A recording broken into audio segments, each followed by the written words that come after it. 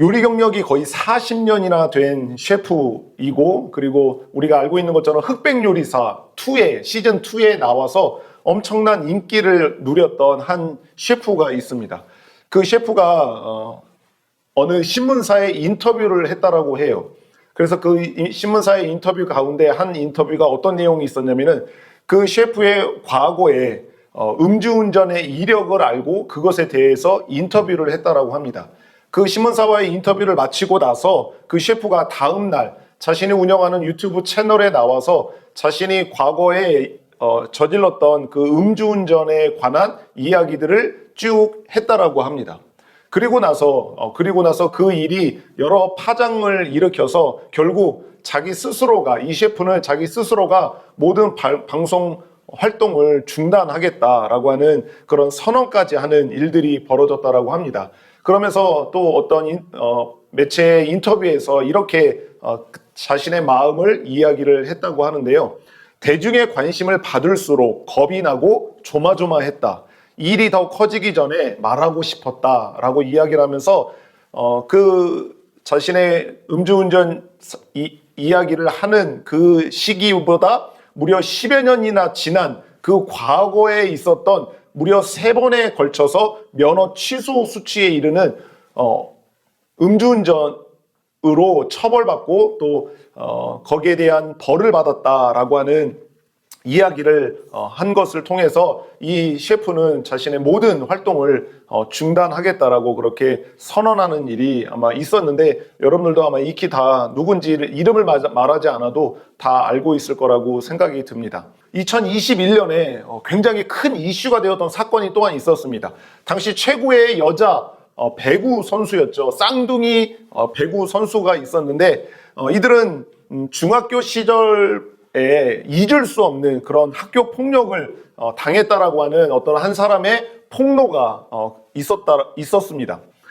그래서 그 폭로가 있고 난 이후에 여러 조사들이 이루어졌고 그 조사로 인하여서 사실관계가 밝혀졌고, 그래서 이 쌍둥이 배구 선수는 자신이 활동하고 있었던 그 소속팀에서 방출되게 될 뿐만 아니라 배구협회로부터 무기한 출장 정지를 당하는 그런 처분을 받았다라고 합니다. 그래서 우리가 알고 있는 것처럼 이 쌍둥이 배구 선수는 우리나라에서 굉장한 인기를 얻으면서 배구 활동을 하고 있었는데, 이 사건으로 인해서 결국 우리나라에서는 배구 선수로서는 활동할 수가 없어서 러시아 다른 나라로 가서 그렇게 배구 선수를 하고 있다라고 하는 소식을 들었는데, 제가 이것을 이야기를 좀 알아보면서 최근 근황을 보니까 일본으로 갔다라고 하네요. 일본으로 가서 지금 일본에서 배구 선수를 그래도 하고 있다라고 하는 소식까지 들렸습니다. 여튼 이 배구 선수도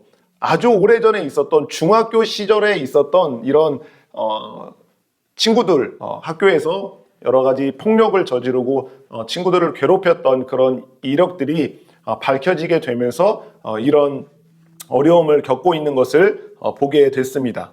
그리고 대통령이 임명한 그 고위공직자, 대통령이 이 사람을 이런 자리에 세웁시다라고 이렇게 임명한 고위공직자들의 도덕성이라든가 아니면 자질들을 검증하기 위한 인사청문회라고 하는 것이 제도가 있다라고 하는 걸 여러분들도 알고 계실 거예요.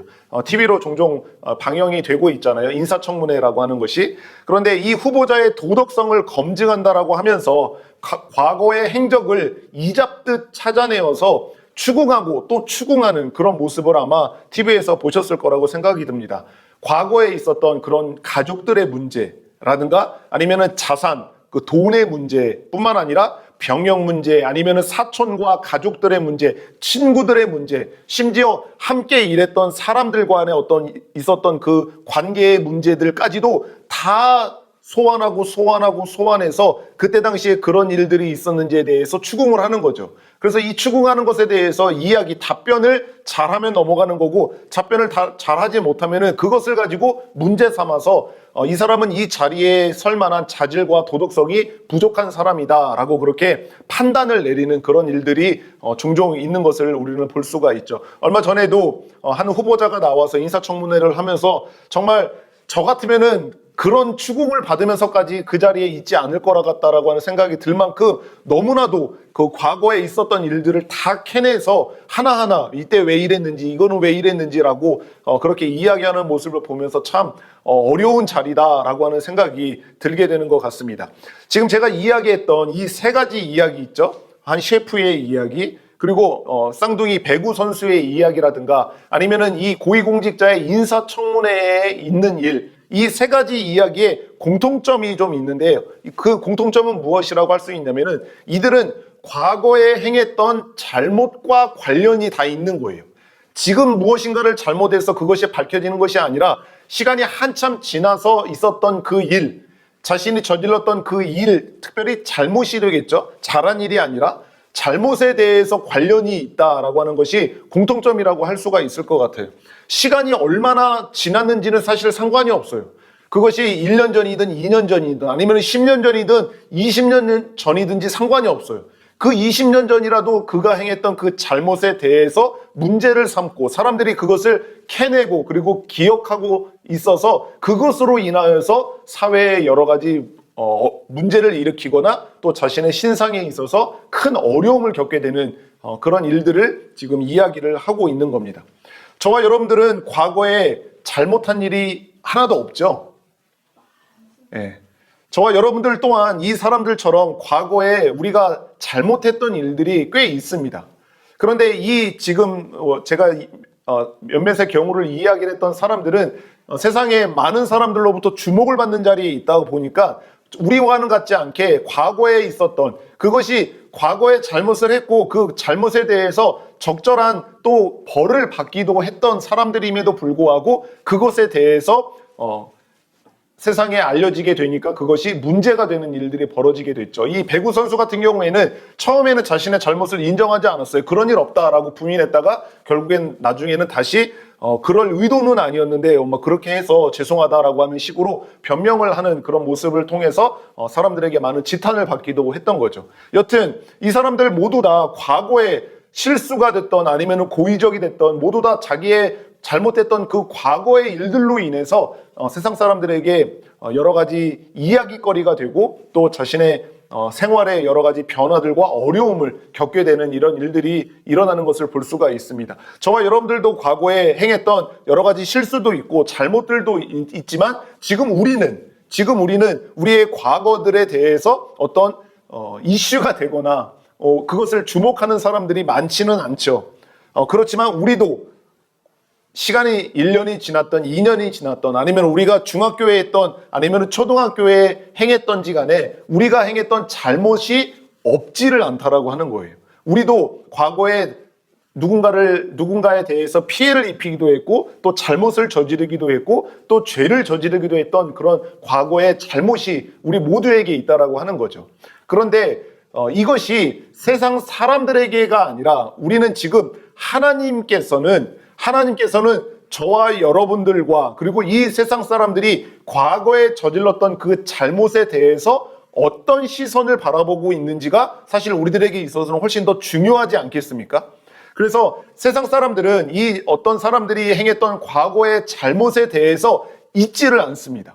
계속해서 기억해내고 인사청문회처럼 아무리 많은 시간이 지났다라고 해도 그때 당시에 그 잘못한 것에 대해서 또 꺼내고 또 추궁하고 찾아내서 어떻게 해서든지 그 사람의 과거에 잘못했던 일들을 사람들에게 알리고자 하는 그런 모습을 보인다라고 하는 겁니다. 그런데 하나님께서는 믿는 자들, 하나님께서 영원전에 하나님의 백성으로서 선택하시고 또 예수 그리스도로 말미암아 우리를 모든 죄로부터 구원하시고자 하는 그 계획을 갖고 우리를 구원하신 그 하나님의 백성들, 하나님의 자녀들이라고 하는 사람들에게 있어서만큼은 세상 사람들이 저질렀던 그 과거의 잘못을 다루는 방법과는 사뭇 다르게 하나님의 백성들, 하나님의 자녀들의 과거의 잘못에 대해서 다루는 방식이 오늘 이 말씀을 통해서 보면 사뭇 다르다라고 하는 것을 확인할 수가 있게 된다라고 하는 겁니다. 그런데 그 사뭇 다른 하나님께서 우리의 과거의 잘못을 다루는 방식을 보면은 이것은 우리 믿는 자들, 하나님의 자녀들에게 있어서만큼은 너무나도 큰 영광이 아닐 수가 없다라고 하는 거예요. 우리도 지금 앞에서 소개드렸던 이런 사람들처럼 우리의 과거가 많은 사람들에게 알려지면은 우리도 수치스럽고 우리도 거기에 합당한 벌을 받아야 되고 우리도 거기에 대해서 어떤 문제가 있을 수 있는 일들이 있겠지만 그거는 세상 사람들이 다루는 방법이지만 하나님께서 우리의 아버지가 되시고 우리의 창조주와 우리의 구원자가 되시는 하나님 아버지께서는 우리가 과거에 저질렀던 그 죄와 잘못에 대해서는 완전히 다른 방식으로 그것을 다루고 계시다라고 하는 것을 오늘 이 말씀에서 이야기를 해주고 있는 겁니다. 오늘 말씀을 한 번만 더 같이 읽어보도록 하겠습니다. 시작. 내가 그들의 불의를 긍휼히 여기고 그들의 죄를 다시 기억하지 아니하니라 하셨느니라. 아멘. 이 말씀은 어떤 사람들에게 주는 말씀이냐면요. 바로 하나님의 백성들, 하나님의 자녀들에게 지금 이 말씀을 주고 있는 건데 이 말씀은 하나님이 과거에 이스라엘 백성들에게 주었던 구약의 사람들에게 주었던 그 옛 언약, 그 옛날 약속과는 다르게 완전히 새로운 새 언약, 새로운 약속, 예수 그리스도로 말미암아 우리에게 주어지는 완전히 새로운 약속, 새로운 언약에 대해서 지금 이 히브리서 8장에서 쭉 이야기를 하면서 그 옛 언약에 대해서 한 부분을 지금 우리들에게 이야기를 해주고 있는 거예요. 이전과는 다른 약속이 너희들에게 있는데 그 새 언약을 받은 하나님의 백성들에게는 어떤 은혜가, 어떤 약속이 있느냐라고 하는 것을 이야기를 하는데 어떻게 이야기하냐. 내가 그들, 예수 그리스도의 자녀들, 그리고 예수 그리스도를 믿는 자들, 구원받은 하나님의 백성들, 그들의 불의를 긍휼히 여기고 그리고 그들의 죄를 다시는 기억하지 아니하겠다라고 이렇게 말씀해 주고 있는 겁니다. 그렇기 때문에 오늘 하나님께서는 우리 구원받은 하나님의 백성들, 하나님의 자녀들의 과거의 잘못에 대해서 어떻게 특별한 방법으로 다루고 계시는지를 오늘 이 말씀에서 이야기를 해주고 있는데 그 중에 첫 번째는 무엇냐면요. 바로 우리들의 불의를 긍휼히 여긴다라고 하시는 겁니다. 하나님께서 우리의 불의를 하나님께서는 긍휼히 여기신다라고 하는 거죠. 이 세상 사람들이 아니라 하나님의 자녀들, 하나님의 백성들의 불의를 긍휼히 여겨주신다라고 지금 말씀을 하고 있는 거예요. 불의가 무엇이죠? 불의라고 하는 것은 옳지 않은 것을 말하는 거예요. 부적절한 거, 우리가 흔히 이야기하는 행악들, 죄를 저지르는 것들이 있잖아요. 하나님의 말씀을 어기는 거, 이것을 우리가 불의라고 이야기를 하는 거예요. 그리고 하나님께서는 이 불의를 긍휼히 여기신다라고 이야기해요. 긍휼히 여긴다. 긍휼히 여긴다라고 하는 것을 우리가 표현을 종종 쓰고 있는데 이 긍휼히 여긴다, 하나님께서 우리를 긍휼히 여겨주신다라고 하는 것은 죄와 관련되어서 우리를 사랑하신다라고 하는 표현을 하나님께서 긍휼히 여긴다라고 이야기하는 거예요. 저와 여러분들은 구원받았지만 여전히 죄의 영향력을 받고 살아가고 있잖아요. 그래서 하나님께 범죄한 죄인들이 이 죄로 말미암은 비참함 가운데 놓여 있는 그 현실, 이것을 하나님께서 사랑하시고 은혜를 베푸시는 이것을 우리가 하나님의 긍휼이라고 표현을 하는 거예요. 자, 그래서 불의라고 하는 것은 하나님께 죄를 지으는 것, 하나님의 말씀을 어기는 것, 옳지 않은 그런 것을 행하는 것, 이것을 말하는 거고, 긍휼이라고 하는 것은 그 죄의 비참한 가운데 있는 죄인들을 향한 하나님의 사랑, 그것이 바로 긍휼이라고 하는 거예요. 근데 하나님께서는 지금 이야기할 때 그들의 불의를 긍휼히 여겨주신다라고 말씀하고 있는 거예요. 그들의 불의를 긍휼히 여겨주신다. 이것은 지금 이야기한 것처럼 하나님의 백성들의 불의를 말하는 거예요.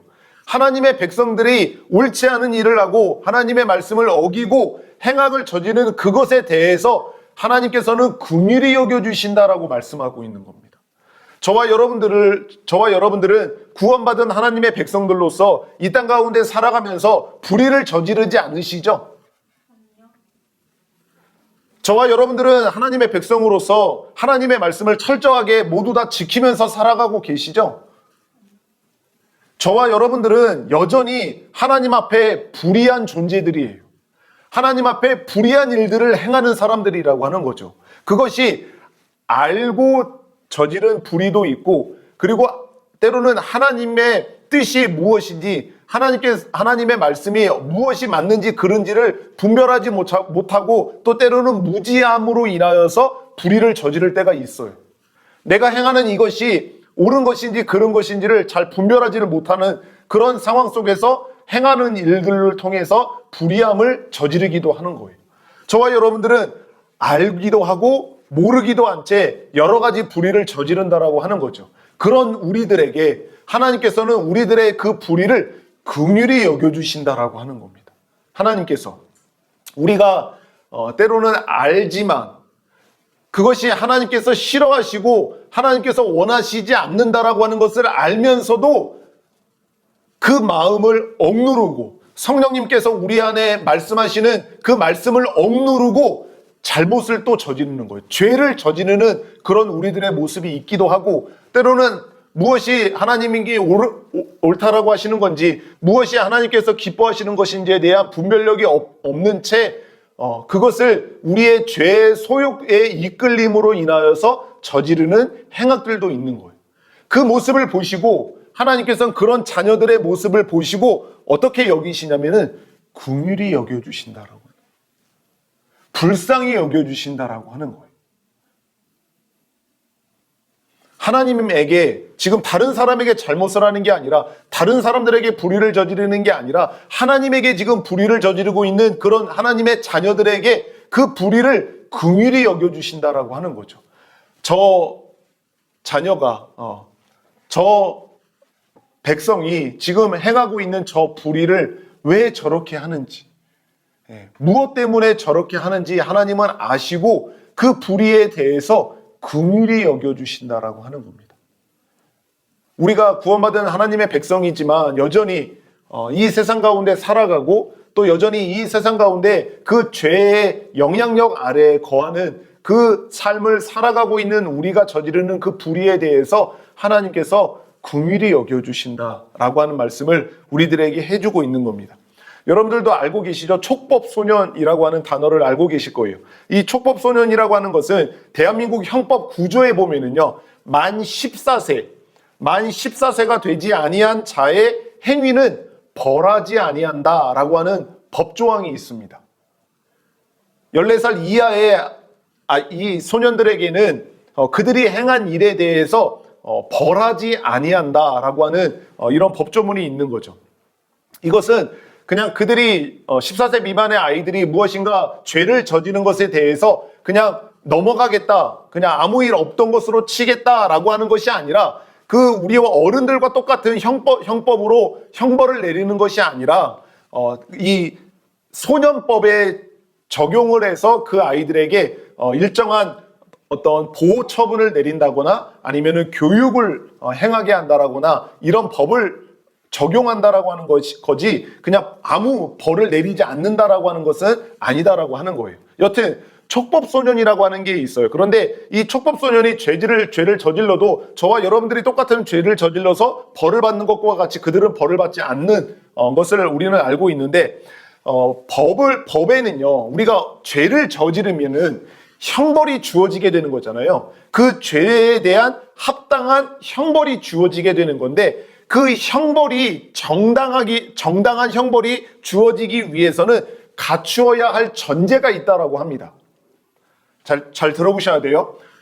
우리가 죄를 저지르면 법원의 판단을 받아서 재판을 받고 거기에 대해 합당한 형벌을 받게 되는데 그 합당한 형벌이 되기 위해서는 전제하고 있는 조건이 있어요. 그 조건이 무엇이냐면은 자신의 행위가 위법임을 인식할 수 있어야 돼요. 그 사람이, 죄를 지은 사람이 자신의 행위가 위법임을 인식해야 하고 또한 그에 따라 그 행위를 자기가 통제할 수 있어야 할 뿐만 아니라 그 결과에 대해서, 자신이 저지른 그 결과에 대해서 도덕적이고 법적인 책임을 질 수 있어야지, 그런 조건이 만족이 되어야지 그 사람에게 그런 형벌을 내리는 것이 합당하고 정당하다라고 할 수가 있다라고 하는 거예요. 그런데 이 조건이 만족시키지 않은 사람에게 그 형벌을 내리는 것은 정당한 형벌이 되지 않는다라고 하는 거예요. 여튼 그렇기 때문에 이 법에서는요, 만 14세가 되는 그 사람에게는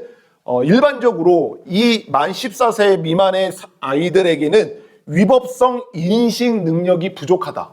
이것이 잘못된 건지, 얼마만큼 큰 잘못을 저지르는 건지 그 위법성에 대한 인식이 굉장히 그 인식하는 능력이 낮다라고 보는 거고, 그리고 충동을 통제하는 능력이 부족하다라고 보는 거예요.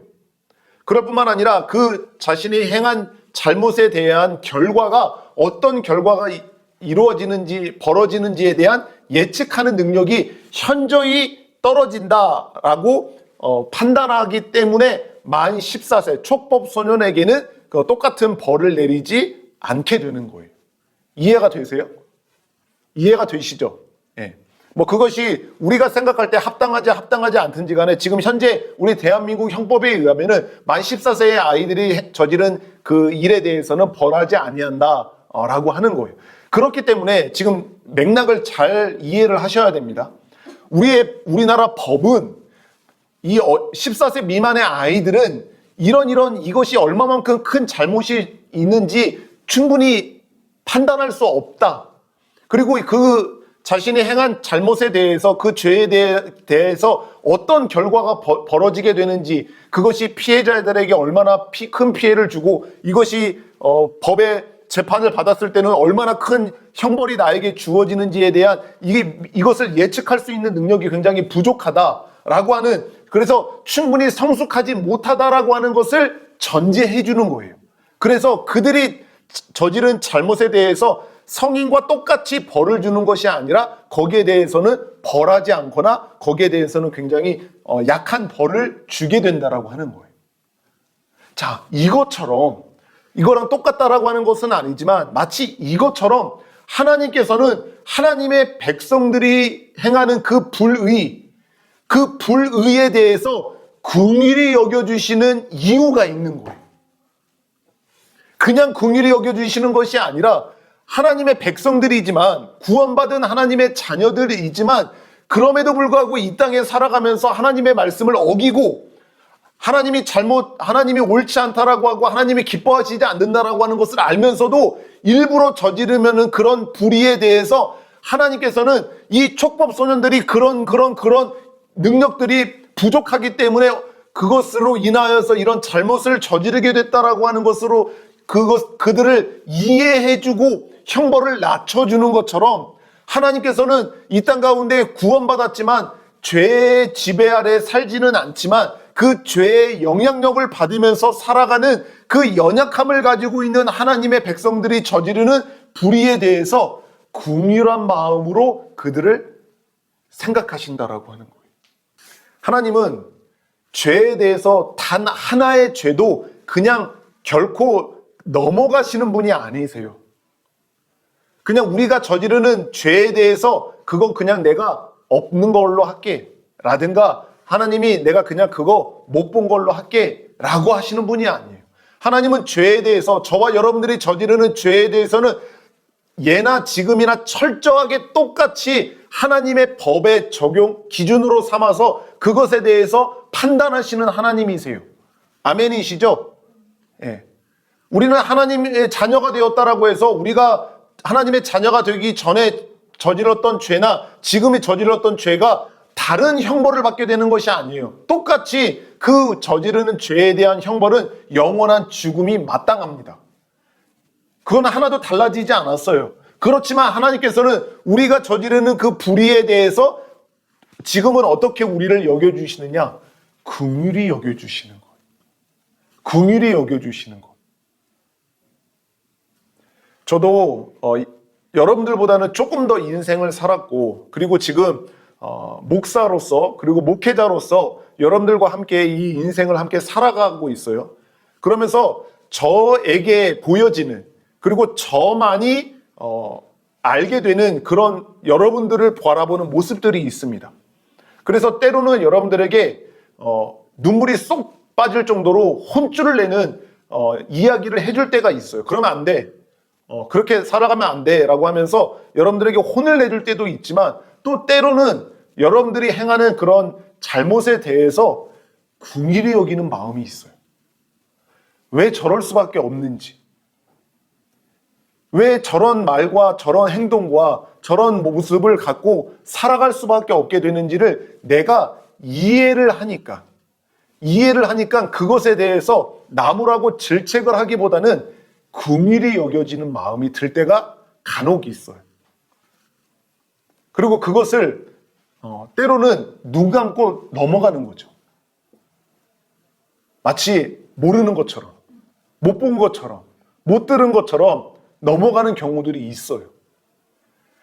이것과는 비교조차 할 수 없겠지만 하나님께서는 하나님의 백성들이 행하는 그 불의에 대해서 저 자녀가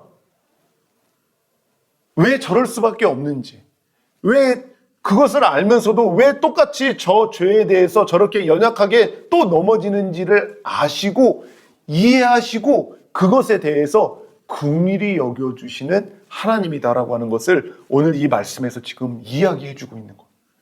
하나님은 저와 여러분들이 행하는 그 죄에 대해서, 불의에 대해서 단 하나도 모르고 계시는 게 없으세요. 우리들의 마음을 꿰뚫어 보시잖아요. 무슨 생각을 하는지 다른 사람들은 다 속여내도 하나님은 속일 수 없는 것을 우리는 알잖아요. 우리가 다른 사람들의 시선을 다 피해서 모르게 혼자 짓는 죄악도 하나님은 모르시지 않아요. 다 보고 계시죠. 그럼에도 불구하고 그 죄를 짓는 우리의 모습을 보시면서 긍휼히 여겨주시는 거예요. 이것이 하나님의 백성들이 갖게 되는 영광입니다. 영광이에요. 우리만 누릴 수 있는 거예요.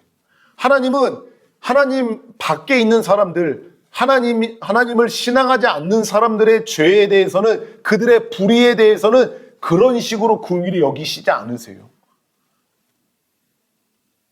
근데 오로지 하나님의 백성들의 불의만 긍휼히 여겨주신다라고 하는 거예요. 이게 얼마나 위대한 일입니까? 이게 얼마나 우리들에게 영광스러운 일입니까? 하나님께서는 우리의 불의에 대해서 긍휼히 여겨주시는 하나님이다 라고 하는 것과, 또 뒤에 가서 이거보다도 더 큰 은혜가 우리들에게 주어지고 이거보다도 더 큰 영광이 있다라고 하는 것을 말하는데, 그것은 무엇이냐면은 우리의 죄를 다시 기억하지 않는다라고 하는 겁니다. 한번 따라해 볼까요? 우리의 죄를 다시 기억하지 않는다. 오늘 말씀에서 보면은 내가 그들의 불의를 긍휼히 여기고 그리고 그들의 죄를 다시 기억하지 아니하리라 라고 이렇게 말씀을 해주고 계시는 겁니다. 그냥 이 문자만으로 들어도 죄를 다시 기억하지 않는다 라고 하는 이 문자만 들어도 우리에게 은혜가 되지 않습니까? 하나님께서는 하나님의 백성들이 저지른 그 과거의 죄에 대해서 다시는 기억하지 않는다라고 말씀하시는 거예요. 내가 너희들의 죄를 다시는 기억하지 않겠다라고 하시는 겁니다. 제가 오늘 이 말씀을 준비하면서 법에 대해서 자꾸 이야기를 할 수밖에 없는 것 같아요. 제가 앞에 서두에 들어가는 말에서도 이야기했듯이 여러 사람들이 그런 과거에 저질렀던 잘못에 대해서 법의 판단을 받아서 그런 여러 가지 일들이 있었던 것을 이야기를 하면서 어쩔 수 없이 이 이야기를 하면서도 여전히 또 법을 이야기할 수밖에 없는데, 우리가 알고 있어요. 전과가 어떤 죄를 지은 사람이 그 전에, 그 죄를 짓기 전에 전과가 없는 사람에게는 그 형벌을, 그 형을 감경해 주거나 아니면은 선처하는 경우가 있다라고 하는 것을 우리는 알고 있어요. 그렇죠? 초범이라고 이야기하잖아요. 그 어떤 죄를 저질렀을 때 그 죄를 저지르기 전에 전과가 없는 사람에게 있어서는 그 전에 그 사람이 전과가 없는 이유만으로 형벌을 낮춰주거나 아니면은 선처해주는 그런 경우들이 있게 되는 겁니다. 그게 모든 죄에 대해서 그런 것이 아니라 어느 정도 이것이 적용되는 그런 일들에 있어서는 초범인 그 사람들에게 있어서는 형을 감경해주는 그런 일들이 있게 되는 거죠. 이렇게 하는 이유가 있어요. 법에서 이렇게 이전에 전과가 없는 사람들에 대해서 형벌을 낮춰주거나 선처해주는 이유가 있는데, 이 벌을 내리는 형벌 체계의 전반이 어떤 원리에 기초하고 있기 때문에 그렇거든요. 그게 어떤 원리에 기초하고 있냐면 이런 거예요. 형벌은 행위의 책임 정도에 비례한다. 벌을 내리는 것은 그 행위의 책임 정도에 비례한다라고 하는 이 원리의 기초에서 형벌을 내리게 되기 때문에 이 벌을 전에 전과가 없는 사람에게 있어서는 그 벌을 선처해 주거나 아니면 좀 감경해 주는 그런 이유가 된다라고 하는 거예요. 그러니까 동일 범죄라고 해도 그 행위자의 인격적 위험성과 아니면은 책임 정도까지 종합적으로 판단해서 형벌을 내리게 된다라고 하는 거예요. 너 A라고 하는 죄를 지었어? 그러면 너는 A라고 하는 형벌을 내리는 거야 라고 그렇게 적용하는 것이 아니라 그 사람에 대해서 A라고 하는 죄를 지은 사람에 대해서 그 죄에 대한 책임의 정도 그리고 인격적 위험성 이것을 종합적으로 판단해서 거기에 맞춰서 벌을 내리게 된다라고 하는 것이 우리 대한민국의 형벌 체계의 원리라고 하는 거예요. 이게 좀 쉽게 이해가 되시는지 잘 모르겠어요. 그러니까 이런 거예요. 이 사람이 A라고 하는 죄를 지었단 말이에요. 그런데 이 사람은 과거에 어떤 죄도 저질러서 벌을 받은 적이 없는 사람이야. 그러면은 이 사람의 인격적 위험성이 굉장히 낮다라고 판단을 하는 거예요. 그 사람에 대한 인격적 위험성이 굉장히 낮은 거예요. 이전에는 착하게 법을 잘 지키면서 잘 살았기 때문에 그럴 뿐만 아니라 이전에 자기가 이 사회에 있는 법에 대해서 어떤 그 법을 잘 지키고 그 법을 잘 준수하면서 살아왔기 때문에 그 자기 자신이 저지르는 그 죄에 대한 책임의 정도를 굉장히 잘 갖고 있다라고 판단을 하는 거예요. 그렇지만 이 A라고 하는 죄를 저지른 사람이 과거에도 A 아니면 B 또는 C라고 하는 죄를 저질러서 형벌을 받은 이력이 있는 사람이에요. 이 사람은 인격적 위험성이 굉장히 높다라고 판단을 하는 거예요. 왜냐하면 과거에도 자신이 저지른 죄에 대해서 뉘우치거나 잘못을 반성하는 것이 아니라 똑같은 죄를 또 저지르고 또 다른 죄를 저지르면서 그 죄에 대한 인식의 정도가 굉장히 부족하다라고 하는 거기 때문에 인격적 위험성이 굉장히 높고 그럴 뿐만 아니라 자기가 저지른 죄에 대한 책임의 정도가 굉장히 부족하다라고 하는 판단을 내려서 그 A라고 하는 죄를 저질렀지만 전과가 없는 사람보다도 더 가중한 벌을 내리게 되는 일이 일어나게 되는 거예요. 저도 이 법에 대해서는 잘 모르지만 여러분들도 지금 법에 대한 이야기를 하니까 굉장히 좀 생소할 수가 있는데 제가 왜 이 이야기를 하는지를 잘 들어보시면 좋겠어요. 하나님께서는 하나님의 백성들이 저질렀던 그 과거의 죄를 다시는 기억하지 않겠다라고 이야기를 하시는 거예요. 하나님께서는. 그리고 서두에서 말씀드린 것처럼 그 셰프가 10년 전에 저질렀던 그 3번의 음주 운전의 이력이라든가 아니면 그 배구 선수가 중학교 때 저질렀던 그 학교 폭력의 일이라든가 이것들이 그 사람이 다 과거에 저질렀던 일들이라고 하는 거예요.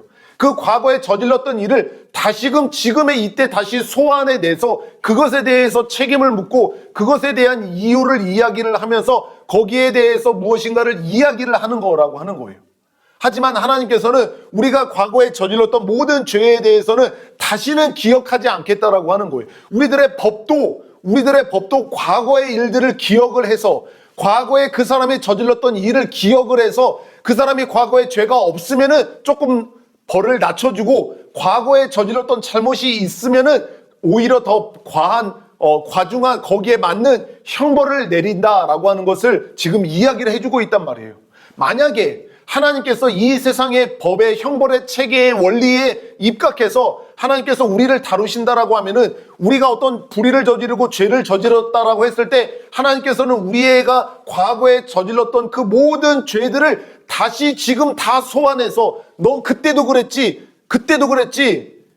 그런데 지금도 이래? 라고 하면서 거기에 맞춰서 벌을 내리시는 하나님이 아니다라고 하는 거예요.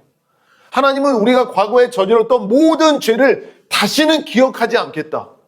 네가 무슨 잘못을 했고 무슨 실수를 저질렀고 어떤 끔찍한 죄를 저질렀던지 상관없이 나는 이제 새 언약의 빛 아래에서 내가 너희가 저질렀던 그 어떠한 죄도 이제는 다시는 기억하지 않겠다 라고 우리들에게 약속하시는 거예요. 느헤미야서 4장 5절에 보면은 이런 간구가 나와요. 어떤 간구냐 들어보세요. 주 앞에서 그들의 악을 덮어두지 마시며 그들의 죄를 도말하지 마옵소서. 그들이 건축하는 자 앞에서 주를 노하시게 하였음이니이다 하고 이렇게 말하고 있어요. 지금 이 느헤미야가 하나님의 이 성전을 건축하는 이 성벽을 건축하는 일을 하는 데 있어서 이방 백성들이 계속 이것을 하나님의 명령을 따라 이 성벽을 건축하는 이 일을 하는 것을 방해하는 사람들이 있는 거예요. 그 방해하는 사람들에 대해서 그들의 악을 덮어두지 마시고 그리고 그들의 죄를 도말하지 마옵소서라고 이렇게 표현하고 있거든요. 그들의 죄를 도말하지 마옵소서라고 하는 이 표현, 도말한다라고 하는 표현이 뭔가요? 도말한다라고 하는 것은 무엇냐면요, 어떤 문서나 어디에 기록된 것을 지우다라고 하는 거예요. 그러니까 하나님께서 그 악인들의 죄를 기록해 놓은 그 기록을 지우지 마시옵소서. 우리들은 하나님의 생명책에 다 기록이 되어져 있잖아요. 그렇죠? 우리는 하나님의 생명책에 하나님의 백성들의 이름이 다 기록이 되어져 있어요. 그런데 성경에 있는 표현은 아니지만 오늘 이 말씀을 근거로 해서 우리가 유추해 볼 수 있는 것은요, 하나님은요 죄인들이 저지른 모든 죄를 다 기억하고 계시고 다 기록해 놓고 있다라고 하는 것을 알 수가 있어요. 그러니까 이 느헤미야 선지자가 그 악인들의 죄를 하나님 절대로 도말하지 마옵소서, 지워버리지 마옵소서, 기억하시옵소서. 이들이 지금 무슨 죄를 저지르고 있는지 다 기록해 놓으시고 다 기억하시고 절대로 이거를 도말하지 마옵소서라고 간청하는 거예요. 간구를 하는 거죠. 이 갈급한 마음으로, 억울한 마음으로 지금 그들의 죄를 절대로 도말하지 마옵소서라고 이야기하는 거예요. 하나님은요, 하나님 앞에서 그 죄인들이 행했던 그 크고 작은 모든 죄들은 어느 것 하나 지워버려지지 않습니다. 어느 것 하나 하나님은 그것을 잊어버리시는 일이 없어요. 시간이 이렇게 지났으니까 50년, 100년, 1000년, 2000년이 지났으니까 그들이 무슨 죄를 지었는지 나는 다 기억을 하지 못한다라고 하시는 하나님이 아니라 모든 죄들을 낱낱이 다 기억하고 계시고 다 기록하고 계시는 하나님이시다라고 하는 것을 우리는 이 말씀을 통해서 볼 수가 있어요. 그런데 그 사람들과는 다르게 하나님의 백성들의 죄에 대해서는 하나님이 지금 뭐라고 말씀하세요? 내가 그들의 죄를 다시는 기억하지 않겠다. 그들이 과거에 무슨 죄를, 얼마만큼 어떤 큰 죄를 지었는지 그 죄를 다시는 기억하지 않겠다라고 우리들에게 이 새 언약의 말씀을 주고 계시다라고 하는 겁니다. 하이델베르그 요리문답이 있죠. 하이델베르그 요리문답에 보면은 60문에 이렇게 질문을 합니다. 당신은 어떻게 하나님 앞에서 의롭게 됩니까? 라고 하는 질문을 하는데 그에 대한 대답을 이렇게 시작해요. 오직 예수 그리스도에 대한 참된 믿음으로만 의롭게 됩니다 라고 이렇게 말하면서 한번 이렇게 쭉 들어보세요. 비록 내가 하나님의 모든 계명을 어겼고 단 하나도 지키지 않았으며 여전히 모든 악으로 향하는 성향이 있다고 나의 양심이 고소하지만 하나님께서는 나의 공로가 전혀 없이 순전히 은혜로 그리스도의 온전히 만족해 하심과 의로움과 거룩함을 선물로 주십니다 라고 이렇게 이야기하면서 이런 영광스러운 이야기를 하는 거예요. 하나님의 말씀에 근거해서 의롭게 된, 믿음으로 말미암아 의롭게 된 하나님의 백성들에게 이렇게 이야기하는 거예요. 하나님께서는 마치 나에게 죄가 전혀 없고 또한 내가 죄를 짓지 않은 것처럼 실로 그리스도께서 나를 위해 이루신 모든 순종을 내가 직접 이룬 것처럼 여겨주십니다. 오직 믿는 마음으로만 나는 이 선물을 받습니다 라고 이야기하는 거예요. 그러니까 믿음으로 말미암아 구원받은 하나님의 백성들이 의롭다라고 하는 여김을 받게 되는데 그 의롭다는 여김을 받는 정도가 어느 정도냐면은 마치 내가 단 한 번도 죄를 짓지 않은 것처럼 하나님이 나를 그렇게 여겨주신다라고 표현하고 있는 거예요. 우리가 죄를 지은 적이 없습니까? 우리가 뭐 하나 두 개의 죄만 지었습니까? 아니죠. 우리는 셀 수도 없을 만큼 하나님 앞에 무수한 죄를 지은 사람이 우리들이에요. 그런데 하나님은 믿음으로 말미암아 의롭다 한 백성들이 마치 하나님 앞에서 단 한 번도 죄를 짓지 않은 것처럼 우리를 그렇게 여겨주신다라고 하는 거예요. 오늘 이 말씀에 근거를 하고 있는 거거든요. 하나님이 내가 너희들의 죄는 이제 다시는 기억하지 않겠다. 너희들은 너희들이 과거에 저지른 죄를 또 기억하고 기억할지 모르겠지만 나는 내가 예수 그리스도의 십자가로 말미암아 구원받은 하나님의 백성들, 나의 자녀들이 지었던 그 죄는 이제 다시는 기억하지 않겠다 라고 그렇게 지금 우리들에게 말씀해 주고 있는 겁니다. 여러분, 우리는 사람들과 관계를 할 때 그 사람의 미래를 보기보다 그 사람의 과거를 더 잘 떠올리면서 그 사람과 관계를 하지 않습니까?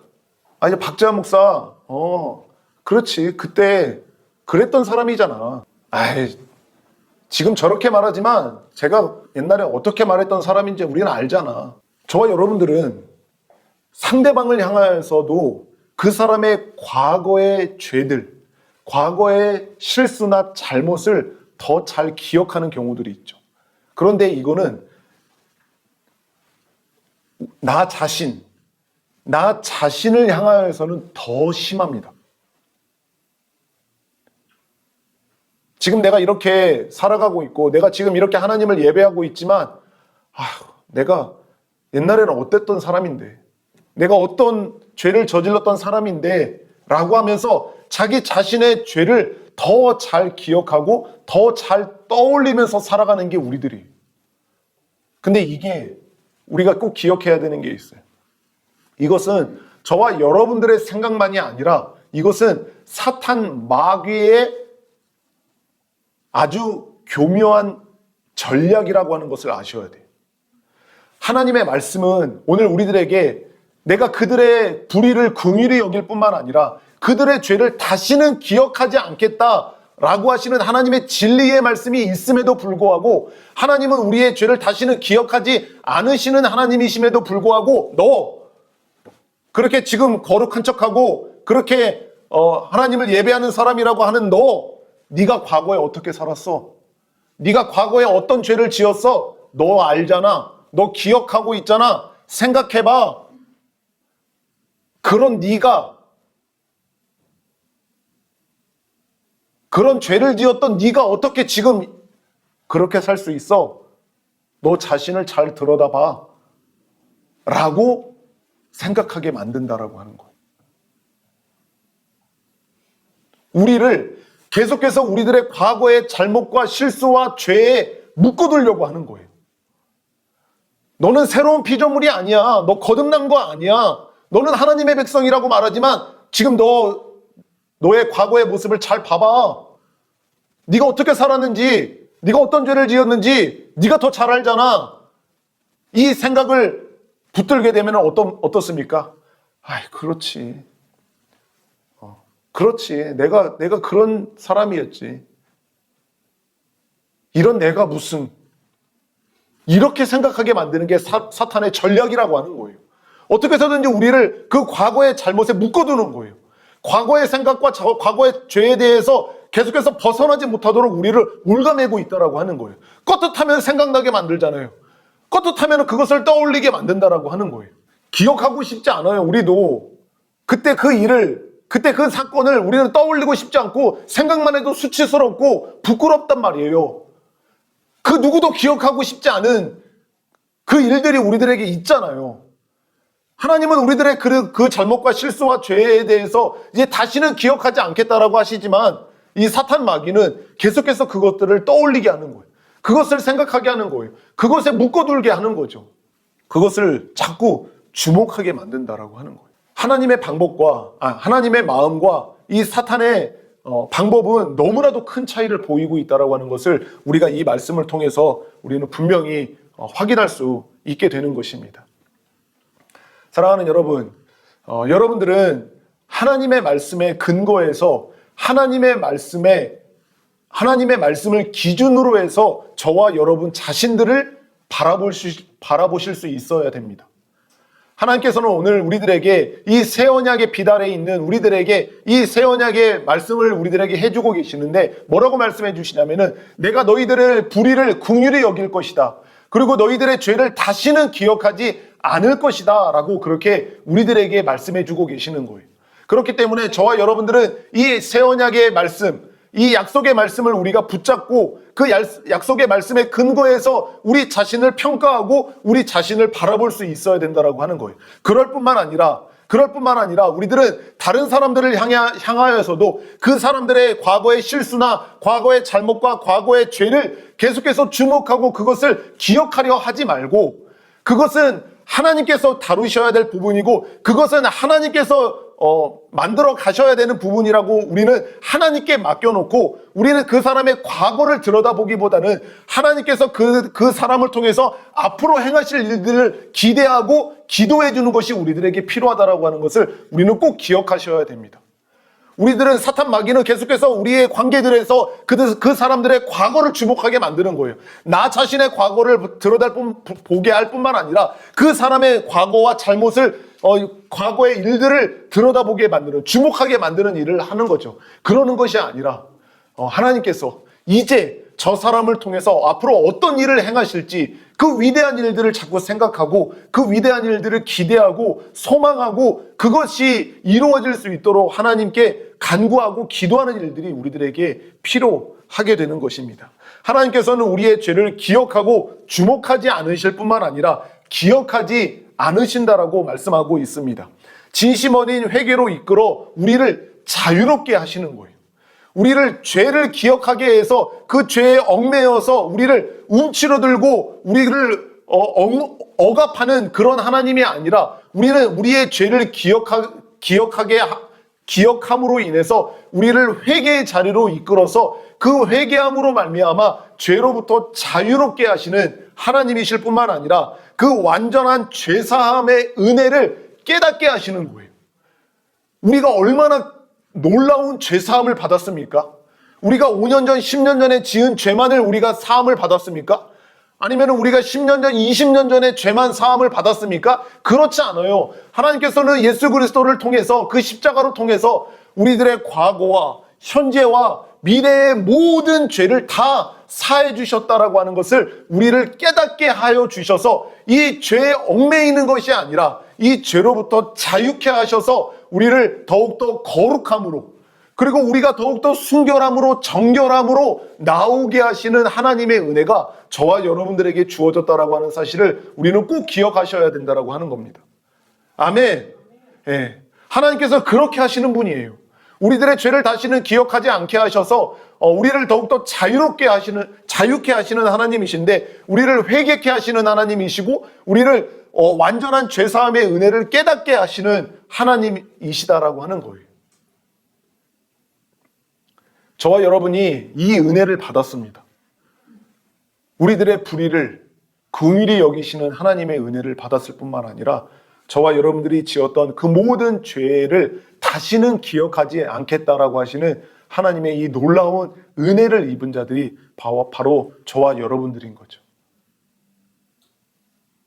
이 은혜를 깨달은 자들, 이 은혜를 받은 자들이 어찌 더 죄악 가운데 거할 수 있겠습니까?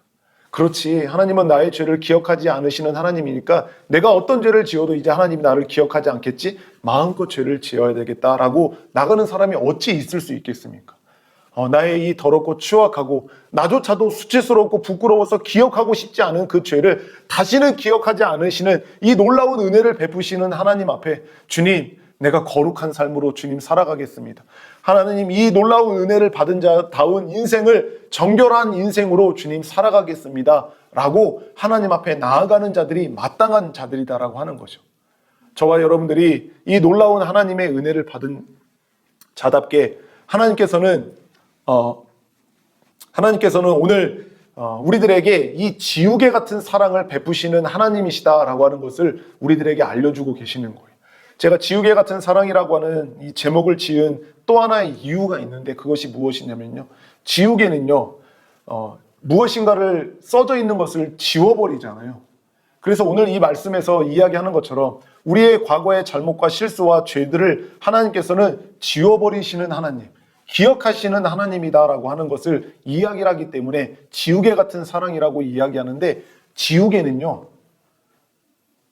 희생하지 않고 지울 수 있는 지우개는 없어요.